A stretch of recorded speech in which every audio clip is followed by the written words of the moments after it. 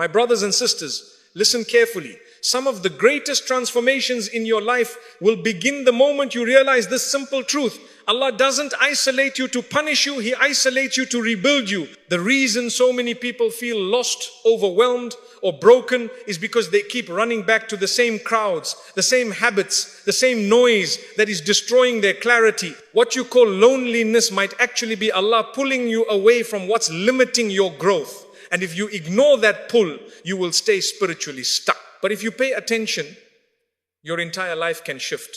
When Allah wants to elevate you, He separates you. This is something most people don't like hearing, but it's the truth. When Allah wants to guide your heart, strengthen your mind, or purify your soul, He removes the noise around you. He distances you from certain friendships, relationships, circles, and environments. Not because He wants you to suffer, but because He knows you will never grow while you're surrounded by the wrong influences or drowning in constant distraction. Look at the lives of the prophets. Before they reached their highest point, they all passed through moments of deep loneliness. Prophet Musa had to flee from his people and spend years alone before Allah brought him back with wisdom and purpose. Prophet Yunus found clarity and humility inside the belly of the whale, completely isolated from the world. Prophet Yusuf spent years away from his family, first in the well, then in slavery, then in prison, and it was that loneliness that shaped him for leadership. And our beloved Prophet Muhammad received revelation while alone in the cave of Hira, away from society, away from noise, away from the comfort of his daily life. Isolation is not accidental, it is preparation. You're no different. You also need moments where Allah removes the world from your ears so that you can hear your soul again. When you're constantly surrounded by people telling you what to do, who to be, how to live, how to think, you lose touch with who you actually are. You begin to live for approval, attention, and validation. And that destroys your connection with Allah faster than anything else. Sometimes the greatest mercy Allah gives you is silence, a pause, a distance, a moment where you're forced to sit with yourself and ask, where am I going? Who am I becoming? And where is Allah in my life? But what happens to most people? They panic. The moment friends stop calling, they feel rejected. The moment people pull away, they feel abandoned. The moment life slows down, they feel something is wrong. Yet the opposite might be true. Everything might finally be right. Because the loneliness you're feeling is not a punishment. It is Allah saying, you've relied too much on people, come back to me. Being surrounded is easy. Being alone takes courage.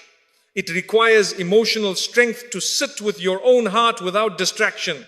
To face your habits, your flaws, your wounds, your mistakes. Many people avoid solitude because they don't want to confront these truths. They would rather stay lost in company than found in silence. They would rather stay distracted than healed. But you cannot build a strong relationship with Allah until you disconnect from the world long enough to hear Him. When you're constantly running to people, you stop running to your Creator. You chase attention more than you chase guidance. You look for comfort in humans while ignoring the one who controls your destiny. This is why Allah separates you, not to break you, but to build you. Not to make you lonely, but to make you spiritually awake. You're not being pushed away from people, you're being pulled toward Allah. And yes, it feels uncomfortable at first. You may wonder, why is no one understanding me? Why do I feel different? Why do I suddenly feel disconnected from people I used to enjoy being around? Because you're outgrowing them. Allah is shifting your environment so your heart can shift with it. Your soul knows when a season of your life has ended, even before your mind accepts it. Sometimes people are removed from your life because their presence is delaying your growth. Sometimes friendships fade because they were draining your spirituality. Sometimes relationships break because Allah heard conversations you didn't, saw intentions you couldn't, and protected you from what would have destroyed your peace. So instead of asking, why am I alone? Start asking, what is Allah trying to teach me through this? Because the truth is, you will never hear your soul until the world becomes quiet. And you will never understand Allah's plan until He removes the distractions blocking your vision. Some of your best decisions, your biggest changes, your greatest healing will come from moments where you had no one but Allah to talk to. And those moments aren't meant to make you bitter, they're meant to make you better. When you stop running from loneliness and start sitting with it, you discover things about yourself that you never saw before. You realize how much strength you actually have. You recognize how much Allah has protected you. You begin to appreciate the guidance you once ignored. You finally become honest with yourself, and honesty is the beginning of transformation. So don't fear being alone. Fear being surrounded by people who distract you from your Lord. Fear staying in circles that pull you away from your purpose. Fear depending on people who were never meant to carry the weight you placed on them. Your soul speaks the loudest when the world is silent. And that silence is often the place where Allah plants the seeds of who you are becoming. Embrace the isolation. It's not the end of your story, it's the beginning of your elevation. Most people run away from solitude because they are terrified of meeting themselves. They fear the silence because silence doesn't lie. When the world goes quiet, your real thoughts rise to the surface. Your regrets appear. Your pain becomes louder. Your weaknesses show themselves. And for many, that is uncomfortable. So they keep themselves busy. They cling to people. They scroll endlessly. They drown themselves in entertainment. Why? Because if they stop, even for a moment, they'll have to face what they've been avoiding for years. But my brothers and sisters, if you don't face yourself, you don't grow. If you don't acknowledge your wounds, they don't heal. If you don't sit with your own heart, you will never understand what is truly missing in your life. Solitude is not scary, it is necessary. It is where Allah reveals parts of your soul that noise keeps hidden. Sometimes Allah removes distractions not to punish you, but to give you clarity. He wants you to slow down long enough to see what's actually happening inside you. Many people move through life on autopilot, reacting, chasing, pleasing, escaping. They never stop to ask, am I happy? Is my heart alive? Is my relationship with Allah growing? Are my choices taking me closer to Jannah or further away? You cannot ask these questions while you're busy drowning in the world. When you're alone, you begin to notice patterns. You realize that certain habits are harming you, certain people are draining you, certain environments are darkening your heart. You discover that your attachment to people is stronger than your attachment to Allah. And that realization is uncomfortable, but it's also the beginning of your transformation. One moment of honest silence with yourself is worth more than a lifetime of fake happiness. You see, most people hide from solitude because they don't want to take responsibility.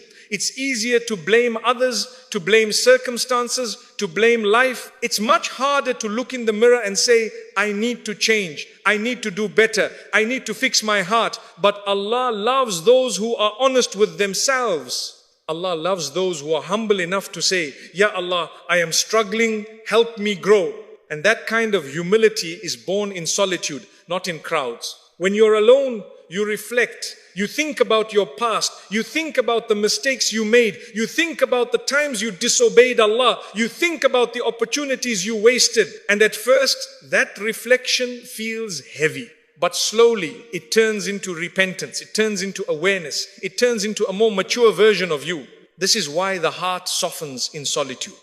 Away from the expectations of people, you finally get to be honest with yourself, and you discover that the one you truly need is Allah, not the world. People avoid solitude because it exposes their emotional dependency. They feel empty when they're alone, and they assume the solution is to bring more people into their life. But the truth is, your heart is empty because your connection with Allah is weak. No number of friends or relationships can fill a void that was meant to be filled by your Creator. The emptiness you feel is not loneliness, it's distance from Allah. And Allah uses solitude to close that distance. When you sit alone and your heart starts whispering, I need Allah, that is one of the greatest blessings you can ever receive, because that whisper will eventually turn into a dua.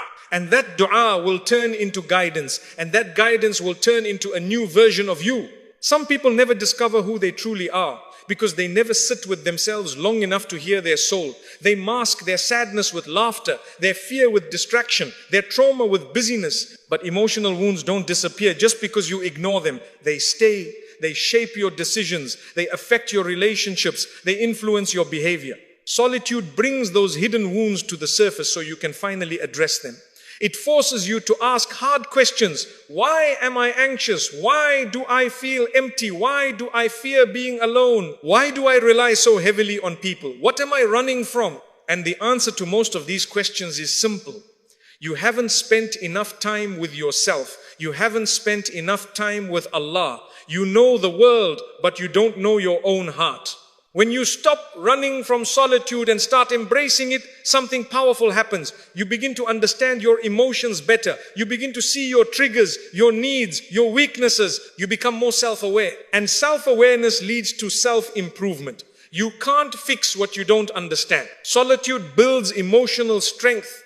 It teaches you that you can survive without constant attention.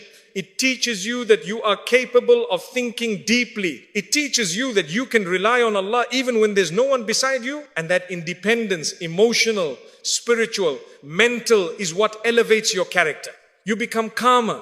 You become wiser. You stop overreacting. You stop chasing people. You stop begging for validation. You stop fearing rejection. You start valuing peace. You start valuing boundaries. You start valuing your connection with Allah above all else. That is the transformation solitude gives you if you stop resisting it.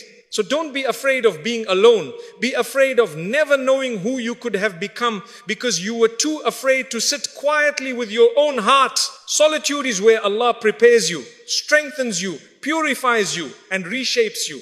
It is not the end of your journey. It's the beginning of the real one. When Allah removes someone from your life, don't chase them. Don't cling to what Allah is gently pulling you away from. Don't hold on to people whom Allah Himself is detaching you from. Because when Allah takes someone out of your life, there is always wisdom behind it, even if you don't see it immediately. Most people struggle with this because they believe that losing someone means they've lost something essential. They think their happiness, their confidence, their stability, or their peace was tied to that person.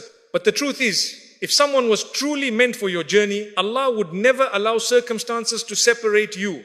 And if He removed them, it's because He heard conversations you didn't saw actions behind your back you never witnessed and understood intentions you couldn't read. Allah knows what you don't know. Allah sees what you cannot see. And Allah protects you from harm even when you are begging to keep that harm in your life. Some people leave your life because they were silently breaking you. They were draining your heart, influencing your character, or feeding your sins, and you didn't even realize it. You were too attached, too emotionally invested, too blinded by desire, comfort, or familiarity. And Allah, out of His mercy, removes them so you can breathe again, think again, and find yourself again. Many times, the pain you feel after someone leaves is not because they were good for you, it's because you built your life around them. You gave them a place in your heart that was never meant for any human, a place reserved only for Allah. Attachment to people becomes dangerous when it replaces your attachment to Allah. This is why Allah sometimes breaks those attachments,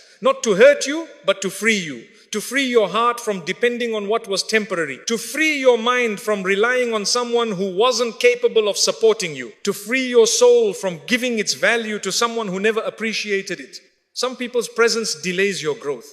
Their character drags you backward. Their influence weakens your discipline. Their energy kills your motivation. Allah sees this long before you do. And when He removes them, you